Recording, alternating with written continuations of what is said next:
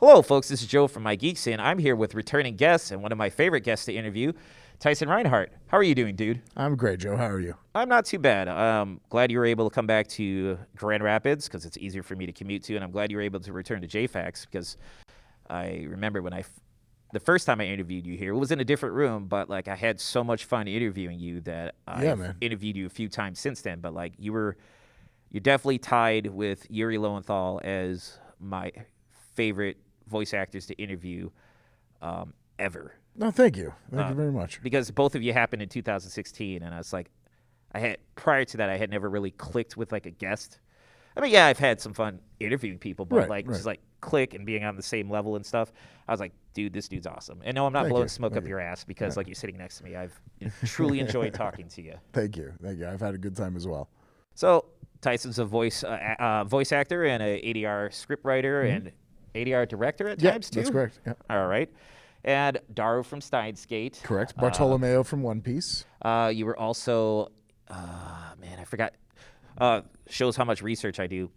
Enji Koma from Tokyo Ghoul. But I was going to say, I watched the sumo show that you were in. Oh, yeah. Ozuki from Hinomaru Sumo. Yeah. Yeah, and I liked how Ozuki went from, being very timid to standing on his own. Yeah. So I did enjoy that It was show. a great character arc. He had a really good, going from being that really soft-spoken, timid guy to becoming a leader of his club. Yeah, it was a solid show that I checked out because you were in it and I wanted to do research on you. But there was another show that I caught a little bit of, so I'm not going to front and say like, oh yeah, dude, I watched the entire thing. But why is Genzo from Kemono Michi Rise Up one of your favorite characters? Because I caught a few episodes of that and I'm like, what world am I in right now? Yes. Well, the delight of the isekai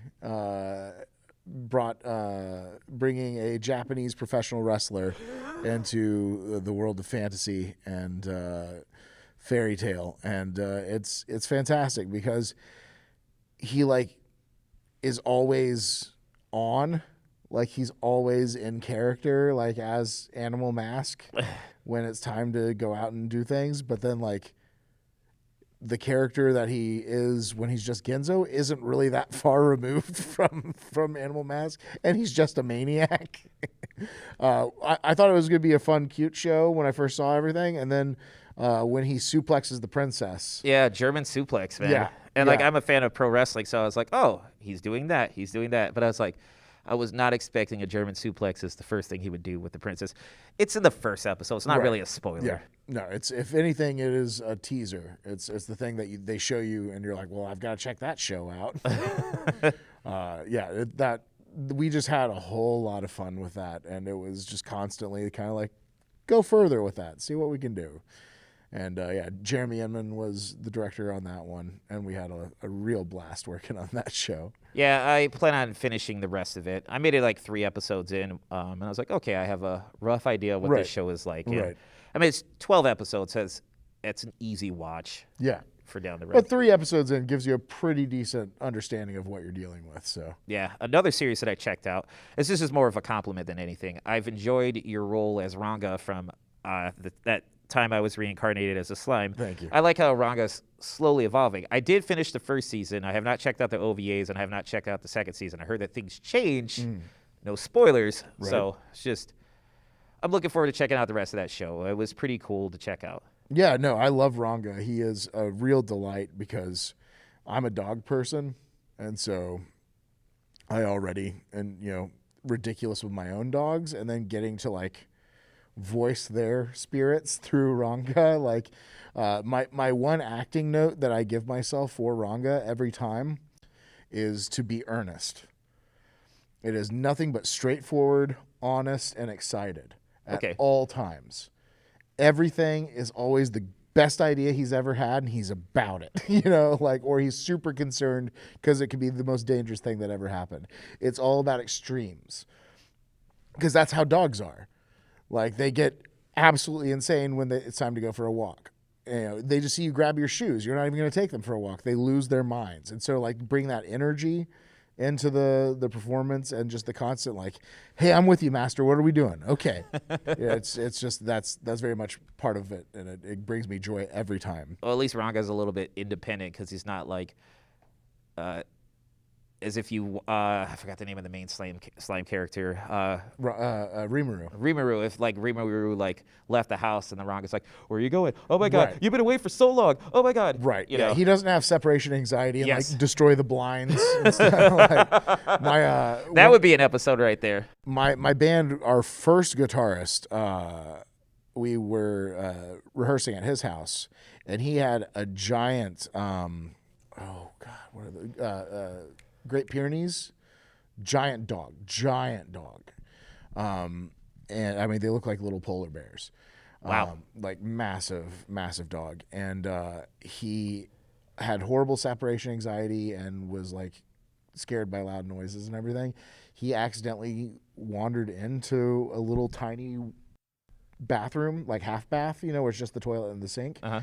And like his tail closed the door behind him, so he trapped himself in this tiny bathroom. Oh man. On July 4th. And so then all the fireworks started going off, and this giant 130-pound dog in this tiny cramped space proceeds to lose his mind because he's terrified, and he destroys that bathroom. Just like the mirror's broken, the faucet knobs are like ripped off, the toilet's like shattered. Like this giant dog just wrecked the bathroom. Is the dog okay? Oh, the dog was fine. The dog was perfectly fine. He just wanted somebody to hold him because he was scared, which is understandable. But afterwards, it was like, oh, Bobo, what? Oh, man. Oh. I'm sure that was exactly their exactly. reaction. Exactly. So, because of our last interview, I finally got around to watching the original Inglorious Bastards with Nice. Fred Williamson. Yes. So yes. thank you for introducing that movie to me. It was interesting to watch, and I would have to say, like, my favorite character from that movie was Nick the Thief. Yes. That's a great movie, and that's the thing is there's so many really, really cool old movies that may not be like good movies according to whatever subjective rating that we're doing. But they filled this niche that was needed for entertainment in a time when streaming wasn't a thing, so you have creative minds like Quentin Tarantino going to the dollar cinema and watching an entire afternoon's slate of films, and they're not all going to be good because it's a dollar cinema. And back then it wasn't necessarily have the thing that was in the theater 4 months ago. It's have some random Western from Italy. Yes. That we're going to show. And, it was still becoming a thing that we were like, okay, actually Italy puts out some really good Westerns. So let's see what they got. And so it's just like all this like constant like experimental film and stuff. And it's not all wins, but you learn techniques that you wouldn't have thought of otherwise from other people. There's a thing about art that is like, there's one of my former professors wrote a play, and in the play he says, good art is good theft. It's finding what works from some other piece and like taking elements of it to make your own and apply them to your own thing and be like, okay, I'm doing this in the style of Picasso during the Blue period, but it's with my own flavor going on. I was inspired by this stuff. So subconsciously, at the very least, I'm going to take elements of this and apply them to everything I do forward, or learn a lesson about that's how you don't do it, because that's, in this 1978 horror movie from France, they did this, and you could see that the blood that they used for this special effects technique under this kind of light looks like orange, and so clearly we need to do something, either use a different chemical compound for the blood or a better lighting system, and so add some different gels to your lights to make the orange blood a different shade under the camera, etc. Like it was a fascinating time of experimentation and just finding out what can work. And so, like, you'll find some of the best, worst movies from the 70s. So how did you feel about the abrupt ending? They had, like, no follow-up to anything. I mean, spoilers, but the film's from, like, 1975, folks. You can go look it up. More than likely, most of you aren't going to, but you can go look it up. Like, all right, Fred Williamson's character jumps off the bridge, clearly shot. I mean, jumps off the train, clearly shot. He's alive it's implied that he's alive at the end, and then, oh my goodness, the character who was being racist towards Fred Williamson's character, but who was like pretty much screwing the nice guy over who was the rail car driver, Right. the train driver. Bo was the name of the train car. Jesus, the young guy who was like afraid of like war and stuff like Right, that, right. but then he did a good thing. But then he had a crush on that doctor, and then the other guy was like, "Oh, I want to link up with you and stuff like that." And he's like, "Come live with me." And then like she sees him at the end, and then they hug, and then like the movie's over. Yeah.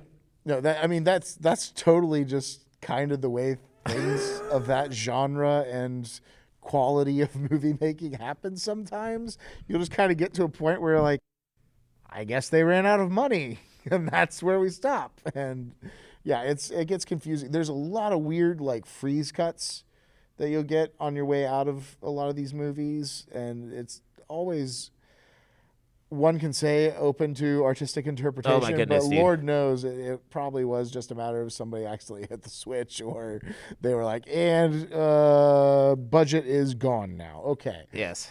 And the thing I liked about that, because I was looking in the movie, I was like, "There's no way none of this shit would happen." Oops, I actually cursed for once on camera. There's no way any of this stuff would happen. Who cares at this point? Like, every single soldier was marksman with like knives and bullets. Nothing missed. Right. And like, just spray wildly. And then Yeah. scores of people are falling down left and right. Yeah. Like, I can break a neck easily, or I can choke someone out easily. It's like, this makes no sense. You were just prisoners at the beginning of the movie for like various things. This dude's a thief, but now all of a sudden you're a marksman. Like, every single person, you know? Yeah, every single person is the ultimate soldier. It's impressive. Like, we might need to field them more often. No, but dude, I thought it was a cool movie, and it was pretty cool watching like the little explosions on clearly what has been like a miniature set, and all of a sudden just blow it up. Like, I love practical effects.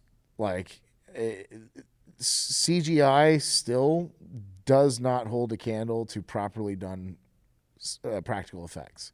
I will always, always, always appreciate and believe what is done with lighting and KY jelly as opposed to what is done after 14 hours of somebody rendering in a basement somewhere and getting underpaid before they move on to the next CGI thing that they have to throw together for a certain corporation with rodent ears that wants to get things pumped out as quickly as possible. I mean, you also can't replicate yet CGI-wise the head explosion from Scanners. Nothing can ever come close to how perfect that is.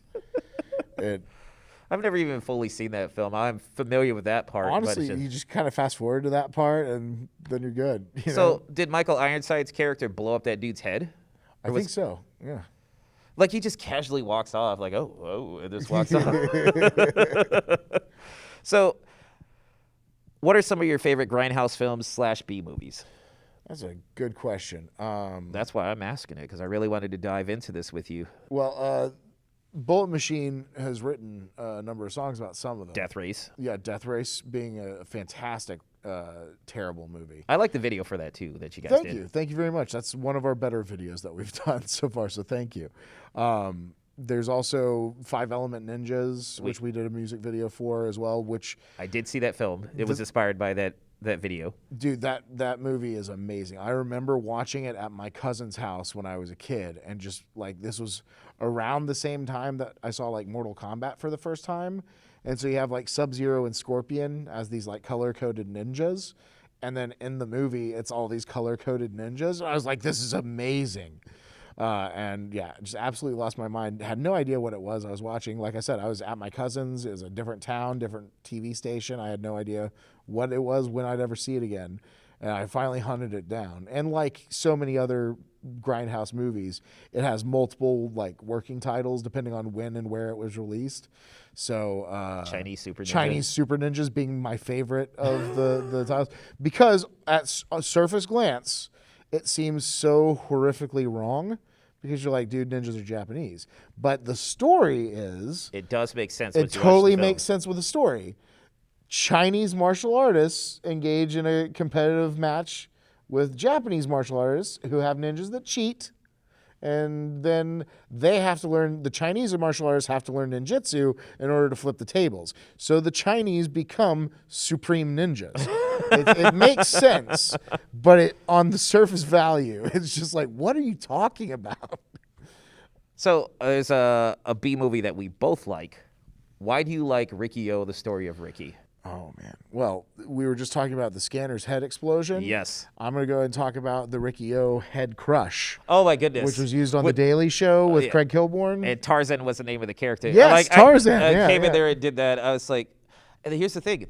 I never, ever saw that happen on The Daily Show until like long after I seen the film. Right. Because I saw the film years before, and it's not like I was there first. It was like I saw it years before on public access. Nice. These two dudes called the Late Night Movie Geeks. They would just host random B movies, and then like I just happened to come upon the part where Riki is just. It's raining. He's in the courtyard. He is sad that the old man had got killed, and he was just fighting into the air and stuff like that. It's like, what the hell is this? And I started watching that, and I was like, oh my God. And like back then I didn't really have access to the internet. This was not quite, this was probably close to almost 2 decades ago when I saw this. Right. And I was like, what is this? And I had actually tracked down the guys, and then I was like, what is this film? And they told me. I was like, oh, I have to own this. So I own it on both tape and DVD. But so you obviously like it when Tarzan crushes his head. Right. When Oscar slices him, and then he ties his own brain back together with his teeth. Yes. That's a top tier moment. Like, that is one of the finest moments ever put on celluloid across all of cinema history. I mean, the meat grinder at the end, there's just meeting a punch with a punch to then turn the punch into hamburger. Yes. It's just constantly over the top, ridiculous violence. And like, I'm not like a big like gore hound. Like the movie Hostel is like a little too much for me. It's like, you know, it's okay. It's like the entire purpose of this is gore porn. Yes. Like, make the gore part of the rest of the experience, so that like it's not just that is this haunting thing for me, but there's also the mentality behind why the person's doing. You know, like, give me what it just didn't quite sync with me the same way. But Riki-Oh uses gore like Michelangelo used paint. You know, like, it's just an absolute thing of beauty. Oh, I like it when Oscar is like disembowels himself and starts pulling out his own intestines, and then like the assistant warden is like, "You got a lot of guts, Oscar." You know, like the dub for that was so atrocious. It adds to the charm, you know, and that was one of those films where I saw like an X-Ray Punch. I think the first film that did the X-Ray Punch was The Street Fighter with Sonny Chiba in 1970. Yes. So, yeah, no, that is a prime moment. Like, that has been copied multiple times throughout a lot of different media, and it is one of those perfect things that happens. The assistant warden having the fake eye with mints inside of it. What the hell is that? That is insane. Care for a mint? And then hook through the hand. And then of course him getting shot and then exploding like the thunder dude or the lightning dude from Big Trouble in Little China. Yes. But I like it when it was given like Riki's background.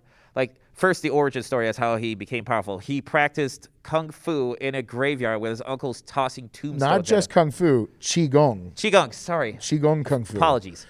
Yes. But yeah, and his uncle is totally throwing tombstones at him, and he's just smashing them midair. And it's like, that person's family didn't want to visit their remains. It's cool. It's cool. No worries. But yes, you too can achieve near impervious strength by training one night in a graveyard while your uncle throws tombstones at you. And then laughs awkwardly. Yes. But the other portion of the origin story is like how Riki got to jail, like when his girlfriend got kidnapped by the drug dealer, and then she runs, trips off the roof, and then you clearly see a dummy plummet to the concrete below. Arms flailing in the air. Dude, that film is so great, and like I try to introduce that to so many people because of how terrible it is. There's a TV show from the BBC called Garth Marenghi's Darkplace. And that is one of those shows that it is intentionally made to look like a Riki-O kind of thing. Like just the like everything is bad and weird, like in poor quality, but it's done on purpose. I'm not even aware of that. It was a show that was made in like the early 2000s, but it's like a show from 1983. And so like everything is like, it is one of those shows where like you can watch it and within the first 10 minutes you can tell whether the person you're showing it to is going to appreciate it or not, because there's like a certain moment that if they're not laughing at, then you're like, let's just cut it here and walk away and cut our losses here. So I'm going to throw out 3 films to you. Uh-huh. You don't necessarily have to go over each of them and stuff like Okay. that. Are you familiar with Hard Ticket to Hawaii, No. Machine Girl, or Commando Ninja?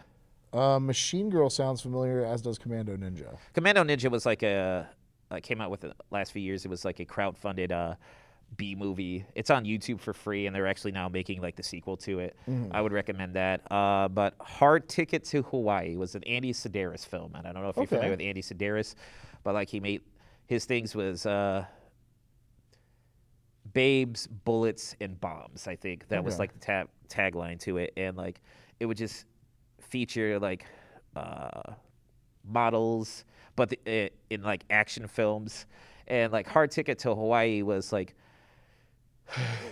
these 2 women who were somehow in a witness protection program who are now park rangers for like Hawaii, that they come across this drug deal, and then there's like pointless nudity. There's lots of action. This is the film where, I don't know if you ever saw like that meme of a guy riding a skateboard with a blow-up doll shooting at this Jeep. Jeep backs up into it. Guy launches somehow 20 feet into the air while holding the blow-up doll, and a guy in the Jeep pulls out a bazooka, blows him up in the air, and then as the blow-up doll is falling down separately, he blows that up in the air.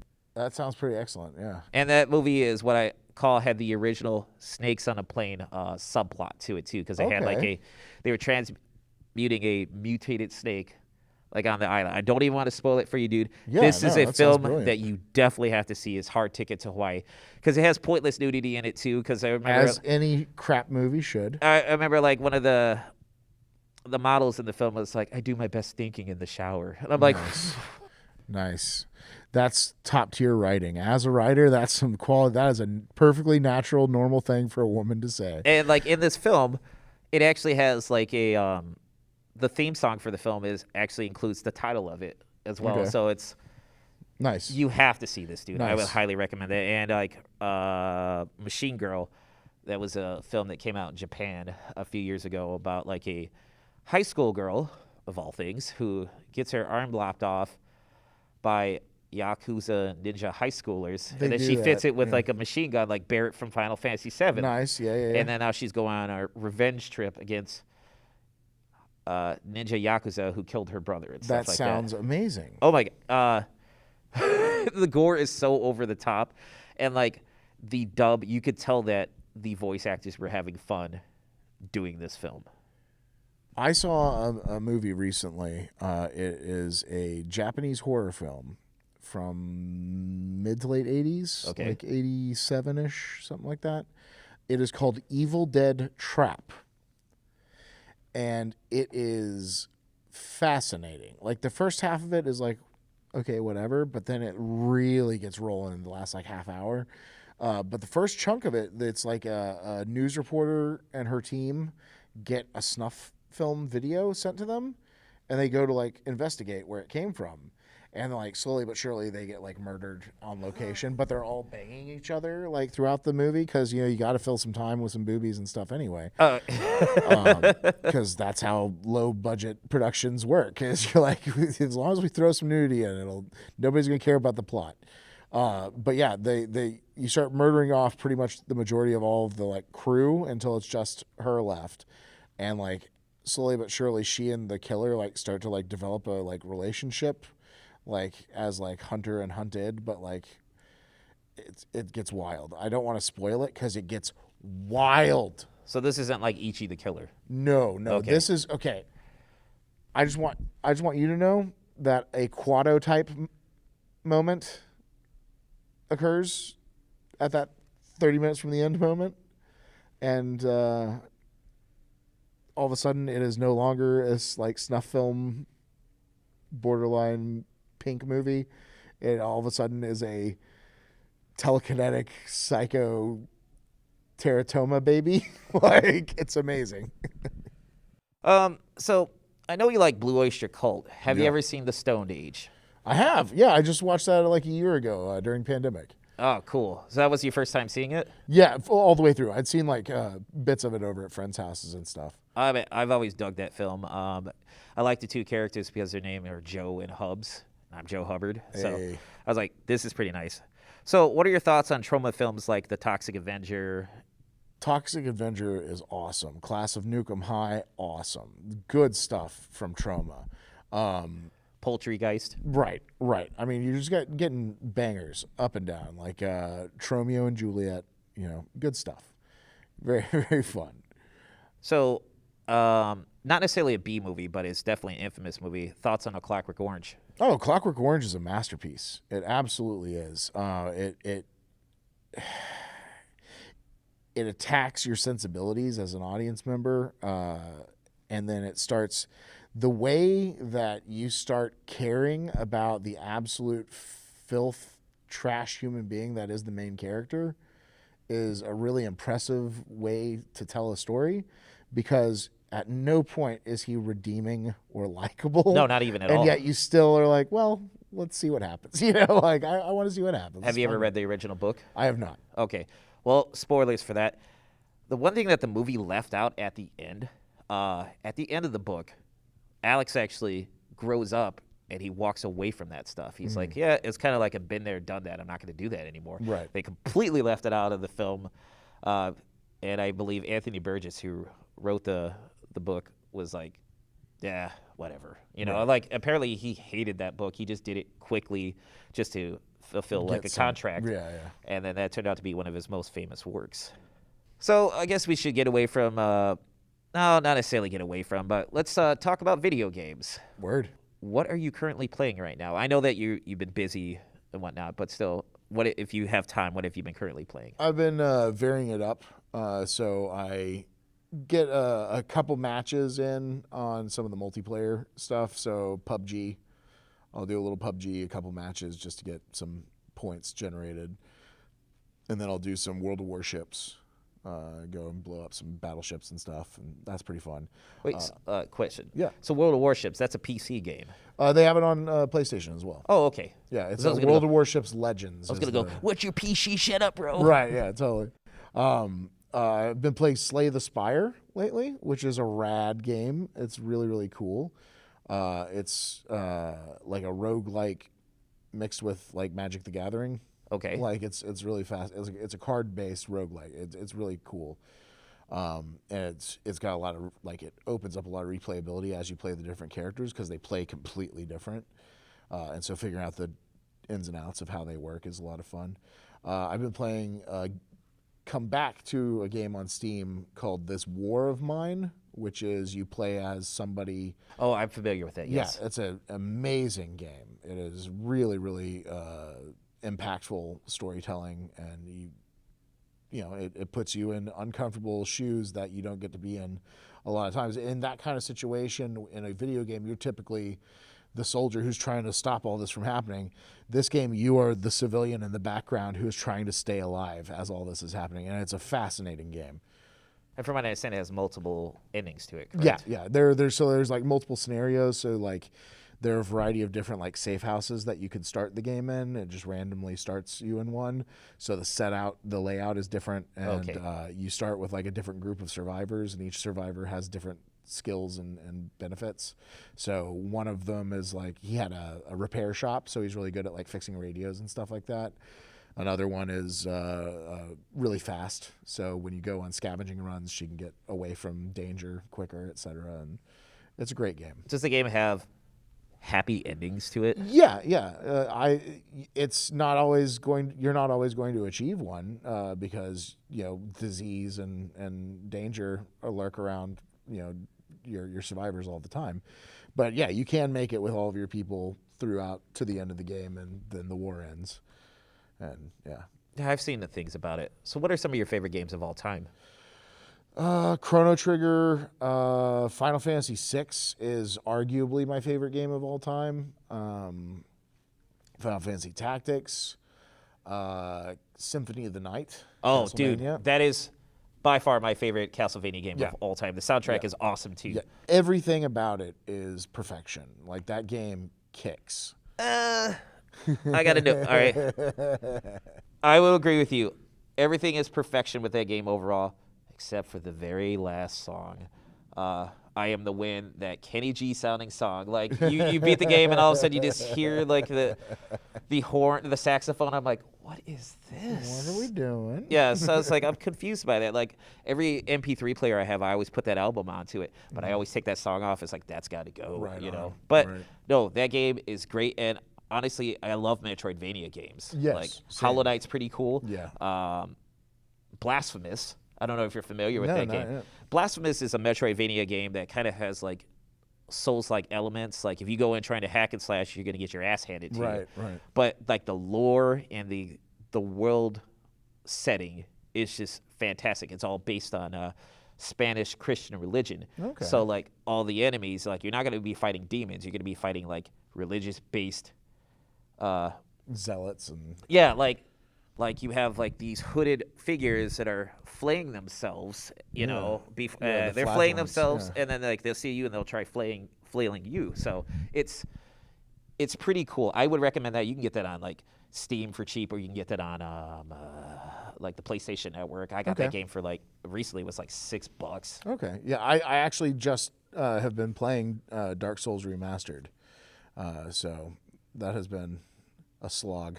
So from what I understand, like Actraiser is one of your favorite. I mean, it's one of your games. love Actraiser. Have you played Actraiser Renaissance? I have not. Because they recently remade the game. Oh, fantastic. I think I read something about that it was on the way, but It's out. I haven't played that, but no, I dug the original Actraiser. The second one, It's deviated from the formula. Yeah. You weren't doing the thing that made the first one great.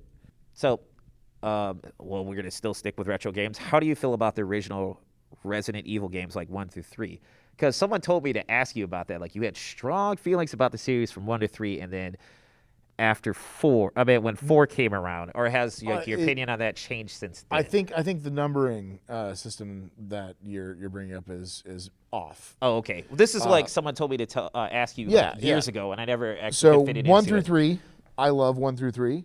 The tank controls were rough because that's just the way it used to be. With the remasters, that's not an issue anymore. No. So I loved those first 3 games. I played Resident Evil 2 and Resident Evil 3 on PlayStation, like Yep, same. over and over and over. You know, beat it, try it now. Got infinite grenade launcher or infinite rocket launcher, etc. Resident Evil 4 blew my mind because it was such a departure from what had already been set up, and it was so much of an improvement. Being able to focus your shots where they need to go, because in a zombie apocalypse, shooting them in the head's kind of important. So being able to get Leon's little red dot onto target and be able to blast, it was a real like step up from just awkwardly pointing in that direction, and you know like, and then they took the formula and the redesign of RE4 and like kept running with it, but just like added newer and weirder, bigger set pieces. And so, like, 5 was all right, and 6 was okay. Like, 6 kind of is where I was like, what's going on, dude? Like, when it's... I stopped playing after 4. Dude, 6 gets wild. So, like, Chris Redfield is, like, stood on, like, a cliff with a giant boulder. Oh, yeah, with like, Wesker at the end. Yeah, and he's just punching the crap out of this boulder so it'll fall on Wesker. It's like, is this what we're doing? We're doing a quick time event for how many times I can punch a boulder? Like...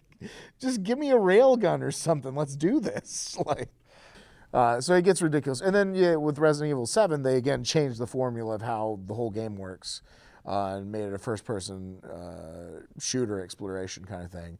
And that one scared the pants off of me because it was completely I felt vulnerable again the way I did back in Resident Evil 1. And then Resident Evil 8 took that and built off of it. And Resident Evil 8, I've played through it 3 times or something like that, and have guns with infinite ammo in that one too. Are you going to get the gold edition so now you can switch to third-person mode? Probably not. I'm perfectly happy with first-person mode in that. Although I played PUBG accidentally in first-person mode, and it was jarring because I play it in third-person mode all the time, and I accidentally signed up to play the first-person, and I was just like, "What's going on? What button did I punch?" You know. No, well, then how did you, as we're nearing the end of this, how did you feel about like the Resident Evil remakes for 2 and 3? I haven't played either of them yet. Okay. I've played the first one, which is the port of the GameCube version. Yes.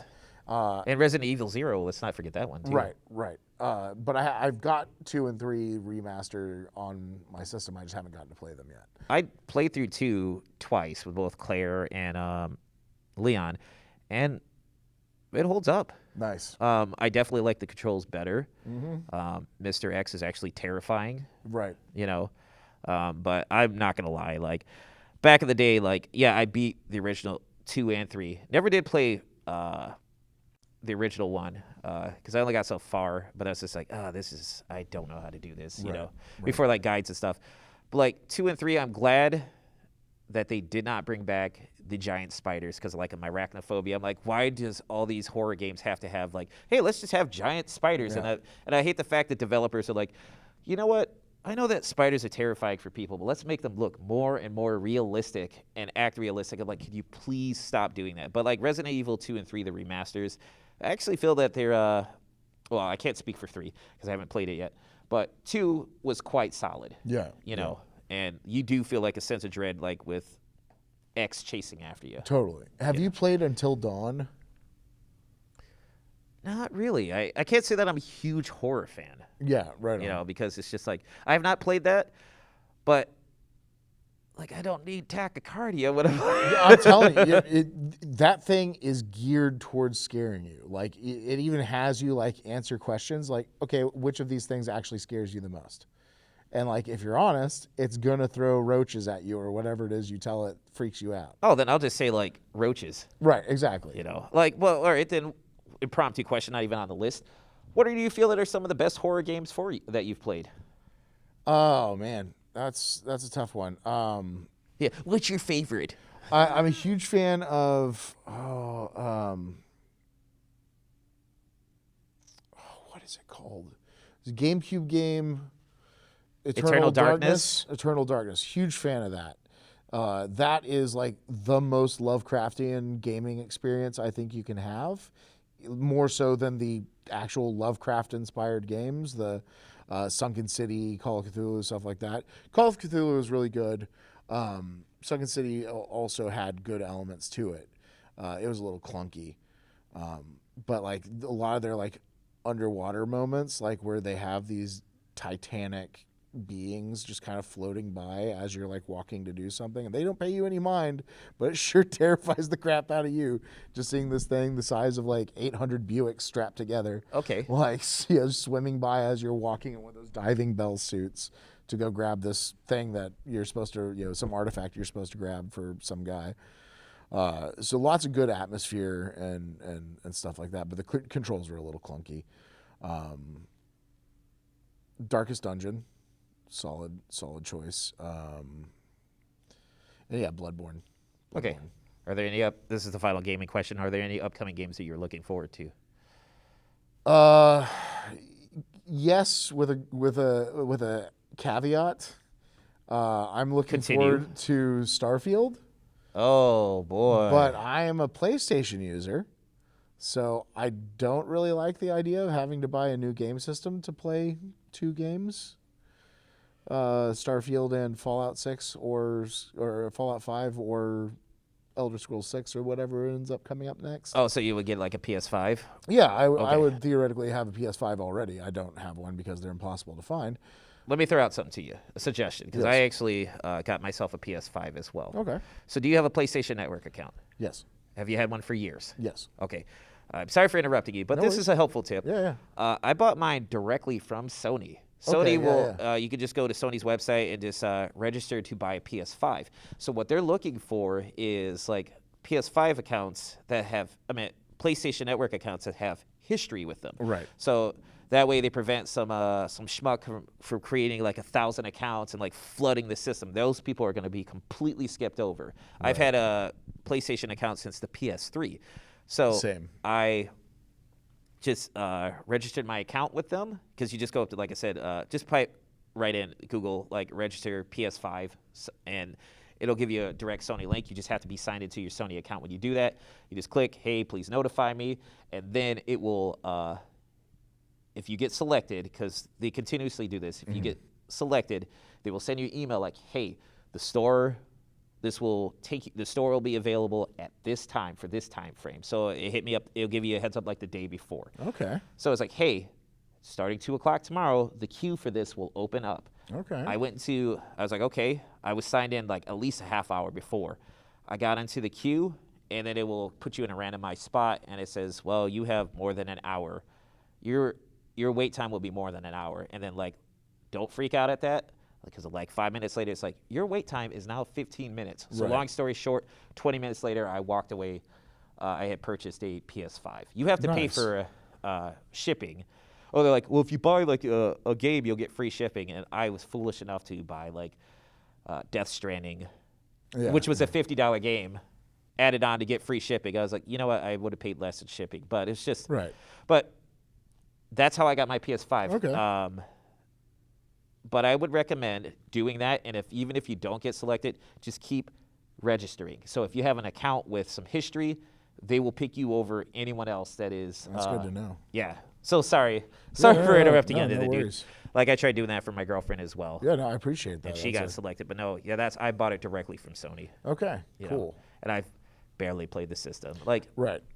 Like for right now, as a PS4 owner, it's like you really don't need a PS5. The only reason why I got it because it was so scarce. Right. And I bought it at retail plus tax plus shipping and handling.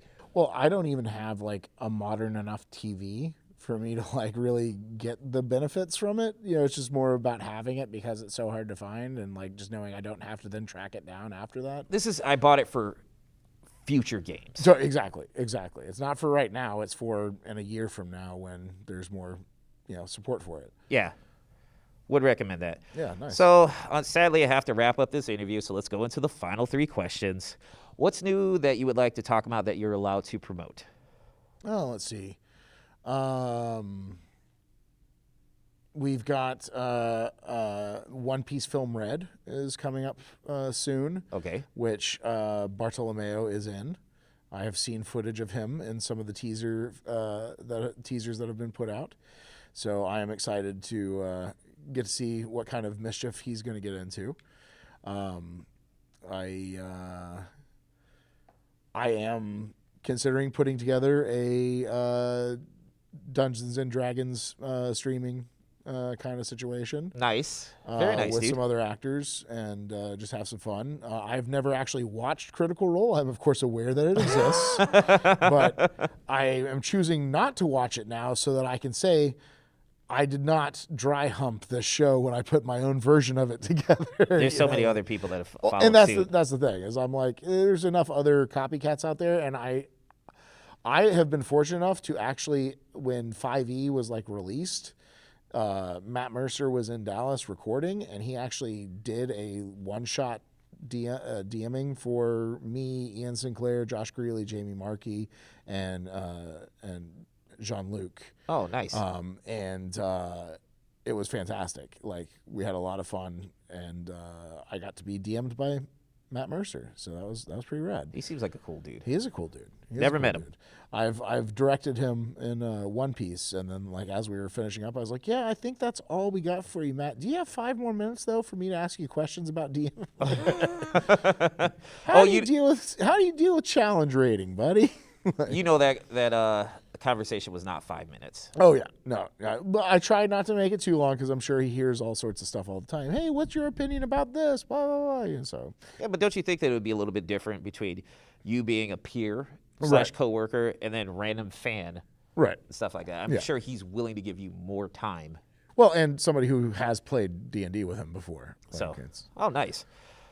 if people wanted to find you online and follow you, where could they go? There is Tyson Rinehart VO on Twitter, as well as Attack on Tyson. Attack on Tyson is my personal page. You're going to hear a lot of unhinged political rants on that one.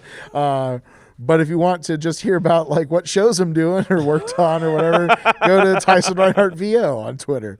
Because I realize that, maybe the other one is not the most professional account. Yeah, probably not. And final question. What is your message to the fans throughout all the years? My message is thank you so much. Keep watching and, believe in yourself. Stay proud of who you are. And don't take no guff from no swine. Well, Tyson, thank you for doing another interview with me. I always have fun every time, man. My pleasure. All right, well, folks, this is Joe from My Geek Scene with Tyson Rinehart. Take it easy. See ya.